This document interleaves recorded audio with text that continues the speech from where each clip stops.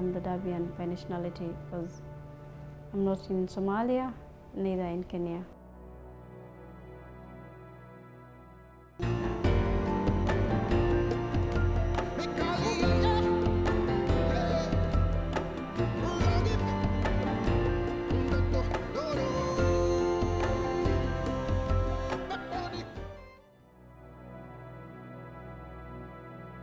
It's really unfortunate that we don't have any access to the country we are living in, but still within Dadaab we are doing so many things and we are telling the world what's going within Dadaab.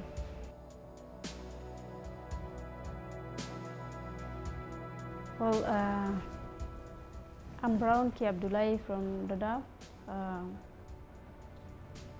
I'm a child born in Dadaab. I'm raised up there. I'm educated, and I run a blog called Brown Ki Foundation. It's like I write stories of Dadaab.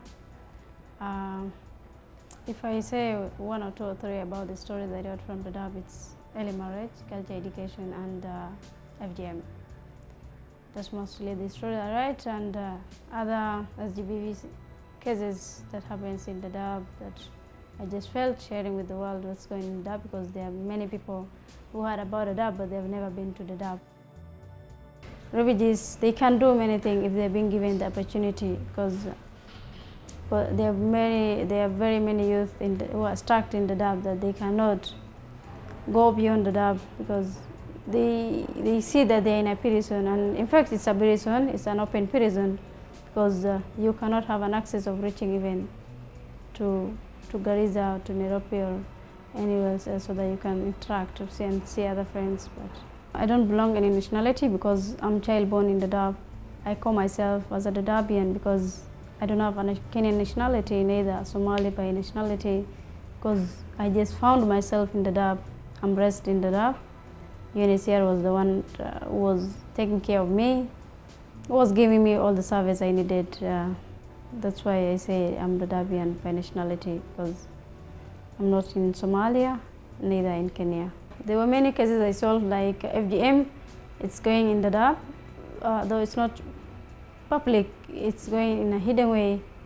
And I'm within the community, that's why I saw FGM. It's very bad thing going within the community, and I go to the mothers who are doing this thing to converse them and talk to them. And most of them, there are some mothers who tell me, you came with the Western ideology because this thing was ongoing for our fathers. That's why it's not something we started yesterday. But when I come to them, and first, when somebody argues with you and he tells you you came with Western ideology, it's not that you say, how do you know I do this? You don't complain with them, but I just give them break. They talk and say whatever they wanted to say about me and my idea. Then I request from them to give me a break. Then I just tell the negative and the positive side of FGM. And at the end, all the cases I met with, I'm successful and I solved it, because there are many girls I saved from FGM. There were like so many cases with the different dates, like I solved with different days. And if I add all the numbers, it's roughly now, it's almost, I saved 80 girls from Dadaab. Me in the school with two young girls. It's like I was asking a story about a young lady saying, withdrawn from classroom, married off to an older man. Early marriage is another thing that's going within Dadaab, because in Dadaab you may see most of the camps, the number of population, like when we come to the side of women, the divorced and the married, the divorced are more than the married. And the reason is a young lady was married like 13 years, 14 years, and 15 years, under 18 years, and that person cannot hold the responsibility of becoming a housewife or a mother. The complaint or the challenge will come, and at the end divorce will come. And I'm very sure, and even sure, the cases happened, like an older man came from USA and they marry a small lady, and at the end they divorce her because they may see the lady is going to school. You will tell her don't go to school, and the lady is so interested with her education because all her age mates are going to school.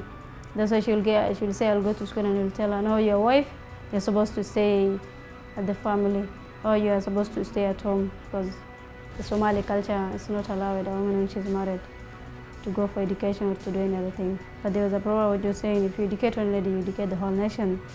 That's why I take example of myself and I tell the mothers when I'm going to them and come visit them, how do you see if you already become like me? Because yesterday you were calling me, you needed help from me, such an to write for you a letter, or I help you something else you wanted from.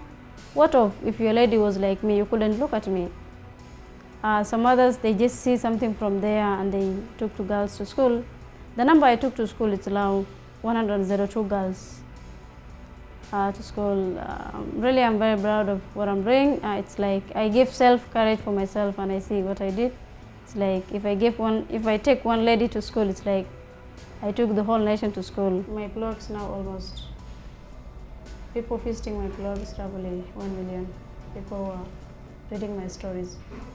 And it's really surprising to me too. When did you start it? My blog is 1 year old now.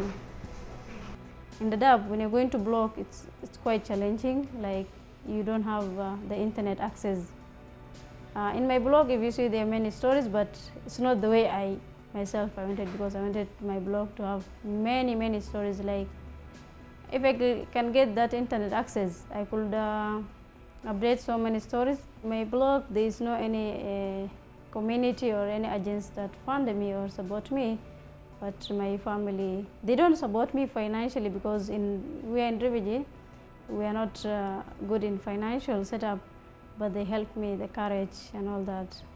But I don't lose hope of what I'm doing. One day I'll reach my dream and everything will be the way I wanted.